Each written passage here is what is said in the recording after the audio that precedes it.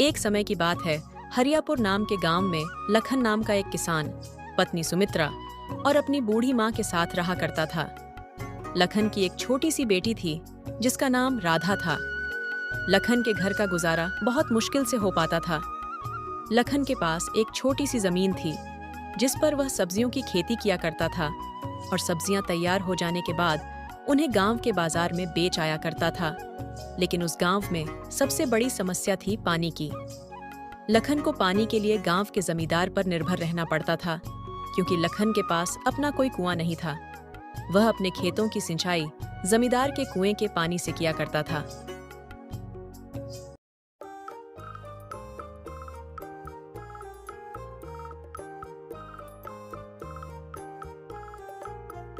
सब्जी ले लो, हरी भरी ताजी ताजी सब्जियां ले लो, केवल 20 रुपए किलो। केवल 20 रुपए किलो में हरी भरी ताजी ताजी सब्जियां ले लो।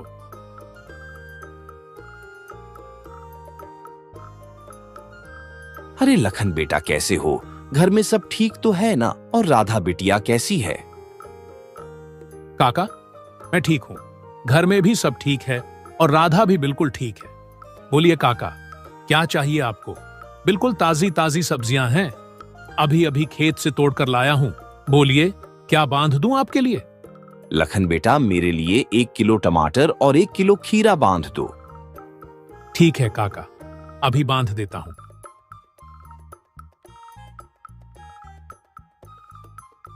अच्छा लखन बेटा, मैं चलता हूं, ध्यान रखना अपना।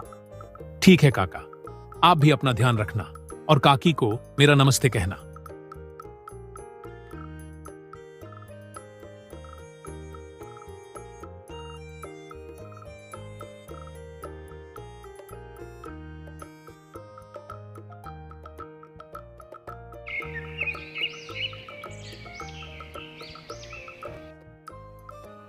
सुमित्रा, आज की सारी सब्जियां भी बिक गईं। यह लो, ये पैसे संभाल के रख देना। मैं सोच रहा हूं इस बार खेती के लिए बाजार से अच्छी गुणवत्ता वाले खाद ले आऊं। इससे हमारी सब्जियों की पैदावार और अच्छी होगी। जी, ये तो बहुत ही अच्छा विचार है। जितनी अच्छी सब्जियां होगी उतना ज्यादा लोग हमारी सब्जियां खरीदना पसंद करेंगे।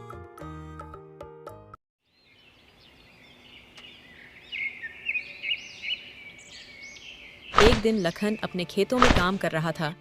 तभी वहां पर जमींदार दयानंद आता है और लखन से कहता है, लाखन भाई कैसे हो? खेतों का काम कैसा चल रहा है? मैं ठीक हूं दयानंद जी, और खेतों का काम भी ठीक चल रहा है। मैं यह कह रहा था लखन भाई कि मैं तुम्हें बहुत सालों से अपने कुएं से पानी दे रहा हूं, पर इस साल मैं तुम्हें अपने कुएं से पानी नहीं दे पाऊंगा। पर क्यों दयानंद जी, मुझसे कोई भूल हुई है क्या? नहीं लखन भाई, वह बात नहीं है। दरअसल तुम्हें तो पता ही है ना कि इस साल कितनी गर्मी बढ़ी है। इस साल की गर्मी ने तो सारे साल का रिकॉर्ड ही तोड़ दिया है। मेरे कुएं का पानी दिन प्रतिदिन सूखते जा रहा है, और अगर ऐसे में मैं तुम्हें भी पानी देता रहा तो आगे आने वाले दिनों में मेरे खुद के लिए भी पानी नहीं बचेगा। इसीलिए मैं अब तुम्हें पानी नहीं दे पाऊंगा। तुम अपना देख लेना। आप मेरे साथ ऐसा क्यों कर रहे हैं दयानंद जी? ऐसा मत करिए। भला मैं कहां से पानी लाऊंगा?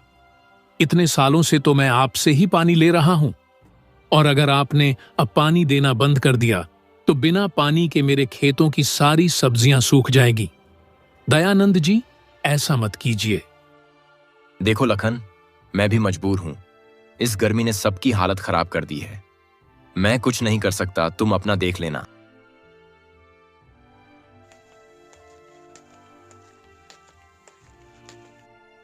ये सुनकर लखन मन ही मन बहुत दुखी हो जाता है और घर जाकर सारी बात अपनी पत्नी को बताता है। ये क्या हो गया भाग्यवान? अब यह कौन सी नई विपदा आ पड़ी है? अब हमारे घर का गुजारा कैसे होगा? बिना पानी के हमारे खेतों की सिंचाई कैसी होगी? हे प्रभु, आप तो सब देख रहे हैं ना। अब आप ही कुछ हमारी मदद करो प्रभु, हम बड़ी दुविधा में हैं। लखन जी, आप चिंता मत कीजिए। एक बार मैं दयानंद जी से बात करके देखती हूँ। यह कहकर सुमित्रा जमींदार से मिलने उनके घर की ओर निकल पड़ती है।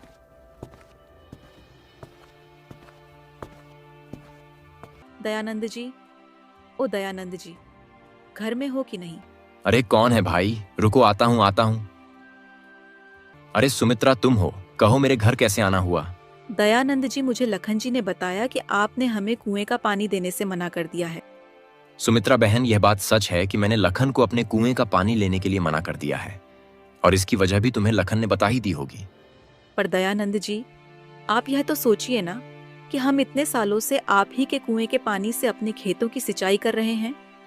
हमारे पास कोई दूसरा साधन भी नहीं है। ऐसे में हम पानी कहाँ से लाएंगे और अपने खेतों की सिंचाई कैसे करेंगे? देखो सुमित्रा बहन, मैंने इतने सालों तक तुम्हें अपने कुएं का पानी दिया है और मैंने तुम्हें कभी भी पानी लेने से मना नहीं किया। लेकिन इस बार बहुत भारी गर्मी पड़ी है। मेरे कुएं का पानी सूख कर बिल्कुल कम हो गया है। अगर मैं तुम्हें अपने कुएं का पानी देता रहूंगा तो इस गर्मी में मुझे पानी की बहुत परेशानी होगी। सुमित्रा जमींदार दयानंद को कुएं का पानी देने के लिए बहुत मनाने की कोशिश करती है, मगर जमींदार नहीं मानता है और सुमित्रा दुखी होकर थक हार अपने घर की ओर निकल पड़ती है।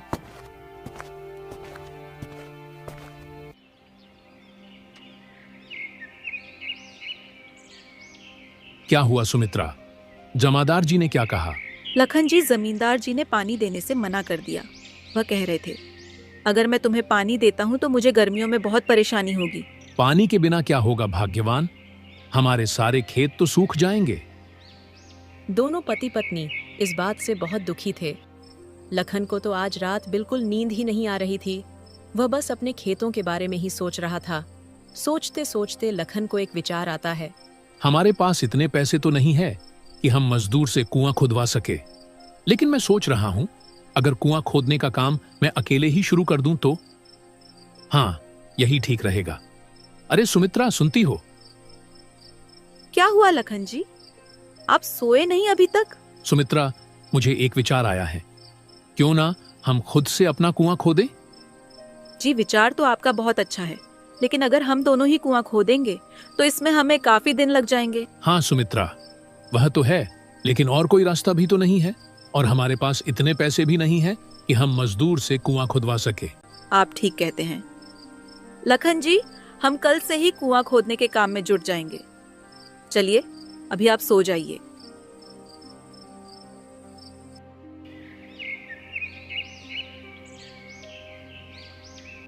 अगले दिन दोनों अपने खेतों के पास जाते हैं और वहां पर कुएं खोदने का काम शुरू कर देते हैं।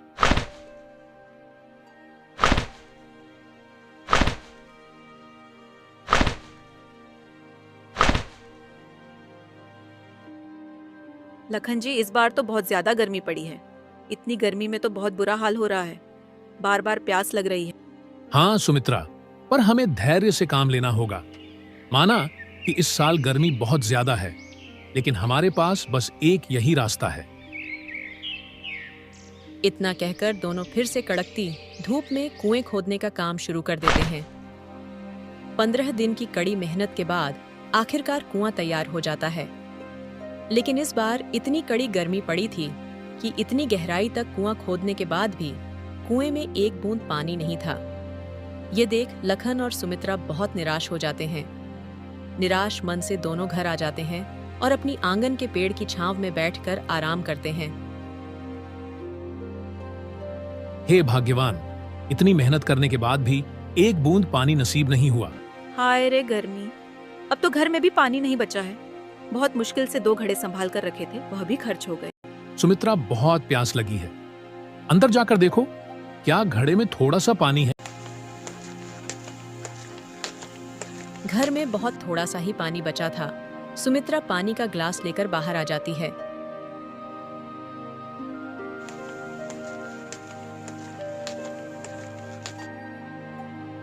बेटा, क्या थोड़ा सा पानी मिलेगा? बहुत प्यासा हूँ, गला प्यास से सूखे जा रहा है। दूर दूर तक कहीं पानी नहीं दिखा। सुमित्रा और लखन साधु की ऐसी हालत देखकर उन्हें पानी दे देते हैं।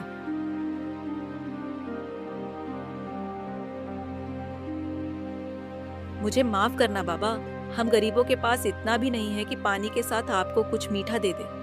बस एक यही पानी है, आप इसे पीकर अपनी प्यास बुझा लीजिए। बेटा, मेरे लिए बस यही पर्याप्त है। प्यासे गले को किसी मिठास की नहीं, बल्कि बस पानी की ही जरूरत होती है। धन्यवाद बेटा। मैं बहुत देर से प्यासा था। दूर दूर तक कहीं पानी नहीं दिखा। ऐसा लग रहा था बिना पानी पिए अभी चक्कर खाकर गिर जाऊंगा। लेकिन भला हो तुम्हारा, जो मुझे तुम दिखे। बाबा, आप तनिक यहाँ छांव में बैठकर विश्राम कर लीजिए, आपको अच्छा लगेगा। नहीं बेटा, अभी मुझे बहुत जरूरी काम के लिए जाना है, मैं रुक नहीं सकता। लेकिन हाँ, मैं तुम्हें एक चीज देना चाहता हूँ। यह मटकी, यह बहुत पुरानी मटकी है जो काफी सालों से मैं संभाल कर रखी थी। मैंने सोचा अब बुढ़ापे में इसे क्या लेकर दर दर भटकता फिरूंगा। कोई भला इंसान दिखेगा तो उसे दे दूंगा। लगता है अब इस मटकी के लिए सही मालिक मिल गया है। यह लो, इस मटकी को तुम अपने पास रखना। और हाँ, इसे साधारण मटकी समझने की भूल मत करना। इस मटकी में तुम कोई भी ऐसी चीज डाल सकते हो जिसकी तुम्हें सबसे ज्यादा जरूरत है। अच्छा बेटा, तो मैं अब चलता हूं। इतना कहकर साधु वहां से चले जाते हैं। सुमित्रा बाबा ने कहा, इस मटकी में वही चीज डालना जिसकी तुम्हें जरूरत है।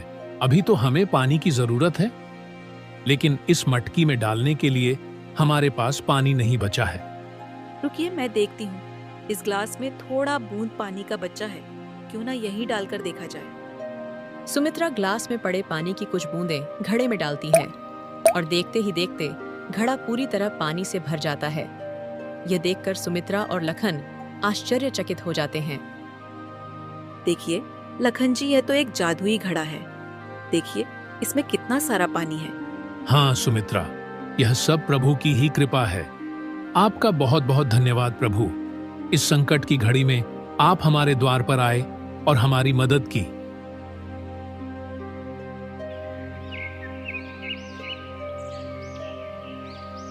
अगले दिन लखन और सुमित्रा दोनों अपने खेतों पर काम के लिए निकल जाते हैं और अपने साथ में पानी की मटकी भी ले जाते हैं। सुमित्रा पानी की मटकी को कुएं के ऊपर रख देती है और दोनों अपने काम में लग जाते हैं।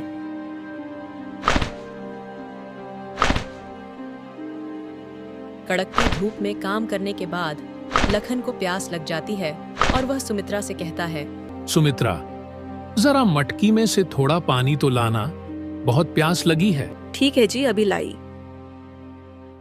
सुमित्रा मटकी में से पानी निकालती है। गिलास में से पानी की कुछ बूंदें कुएं में गिर जाती हैं और देखते ही देखते कुआं लबालब पानी से भर जाता है। यह देखकर सुमित्रा बहुत आश्चर्य में होती है और वह लखन को बुलाती है। अजी सुनिए, देखिए इधर यह क्या हुआ। अरे भाग्यवान, क्या हुआ है? आइए ना, देखिए ये कैसा चमत्कार है। हाँ भाग्यवान, आता हूँ। लखन जब कुएं के पास देखता है तो कुआं लबालब पानी से भरा था। ये देखकर लखन भी बहुत आश्चर्य में था। अरे सुमित्रा, यह तो चमत्कार ही हो गया। हमारे कुएं में पानी आ गया। अब हम अपनी खेतों की सिंचाई बहुत आसानी से कर सकेंगे। लेकिन सुमित्रा, मुझे लगता है इस खुशखबरी को हमें पूरे गांव में बांटना चाहिए, क्योंकि इस साल भारी गर्मी पड़ी है। लोग भी गर्मी से बहुत परेशान हैं और खासकर इस गर्मी में पानी से। मुझे लगता है हमें लोगों को बताना चाहिए और उनकी पानी की जरूरत को पूरा करना चाहिए। हाँ, और अब इस गर्मी में हमें पानी की समस्या भी नहीं होगी। हाँ जी, आप बिल्कुल सही सोच रहे हैं। लखन अपनी कुएं की बात पूरे गांव वालों को बताता है। मेरे प्यारे मित्रों और भाइयों, मैं जानता हूं कि हमारे गांव में इस बार बहुत पानी की समस्या हो गई है। बहुत ज्यादा गर्मी पड़ने की वजह से कुओं पानी सूख गया है। इस समस्या का समाधान मैंने ढूंढ निकाला है। मैंने एक कुआं खोदा है और उसमें बहुत सारा पानी है और मैं चाहता हूं कि मेरे साथ साथ आप गांव वासी भी उसे पानी का इस्तेमाल करें। अरे लखन भाई, आपका बहुत बहुत धन्यवाद। हम काफी दिनों से पानी से परेशान थे। हमारे भी कुएं सूख गए हैं। लखन भैया, मैं भी पानी के लिए कई दिनों से परेशान थी। आपने इस समस्या का हल निकाला है। भगवान आपका हमेशा भला करेगा। धीरे धीरे गर्मी बहुत बढ़ती जा रही थी। गांव के सारे कुएं सूखे जा रहे थे। अब गांव में केवल एक ही कुआं था जिसमें पानी था। वह था लखन का कुआं। गांव के लोग लखन के कुएं से पानी ले जाया करते थे। वहीं दूसरी तरफ अब जमींदार का कुआं बिल्कुल सूख चुका था। उसके कुएं में एक बूंद पानी नहीं बचा था, जिसकी वजह से जमींदार बहुत परेशान हो गया था। तभी जमींदार को कहीं से खबर लगती है कि लखन का भी एक कुआं है और सारे गांव वाले वहीं से पानी भर रहे हैं। जमींदार यह बात सुनकर लखन के पास जाता है और लखन के कुएं में इतना पानी देखकर बहुत हैरान हो जाता है और वह लखन से कहता है, लखन, मेरे कुएं का पानी बिल्कुल सूख गया है। मेरे कुएं में एक बूंद पानी नहीं बचा है। क्या तुम मुझे अपनी कुएं का पानी दे सकते हो? हाँ जमींदार साहब, आप यह कैसी बातें कर रहे हैं? भला इसमें भी कोई पूछने की बात है? इतने सालों तक आपने हमारी मदद की है और इस मुश्किल की घड़ी में हमें एक साथ मिलकर रहना चाहिए। आप जितना चाहे उतना पानी यहां से ले सकते हैं। लखन की यह बात सुनकर जमींदार को अपनी गलती का एहसास होता है और वह लखन से माफी मांगता है। लखन, मुझे माफ कर दो। मैंने तुम्हारे साथ बहुत बुरा व्यवहार किया। इस मुश्किल घड़ी में मैंने तुम्हारा साथ छोड़ दिया था, लेकिन तुमने मेरा साथ नहीं छोड़ा। धन्य हो तुम्हारे जैसे लोगों का। तुम्हारे जैसे लोगों की वजह से इस धरती पर अच्छाई अभी जिंदा है।